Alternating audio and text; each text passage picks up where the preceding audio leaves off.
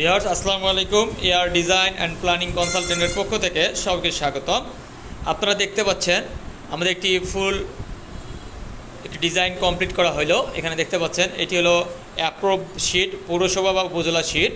এখানে 7 কপি রয়েছে ammonia sheet. এখানে দেখতে পাচ্ছেন বিল্ডিংটির যে 3D ভিউ রয়েছে সেই 3D ভিউ আমাদের প্রিন্ট দেওয়া হয়ে গেছে। এবং পাশেই দেখতে পাচ্ছেন এখানে 4টি ডিজাইন দেখতে পাচ্ছেন।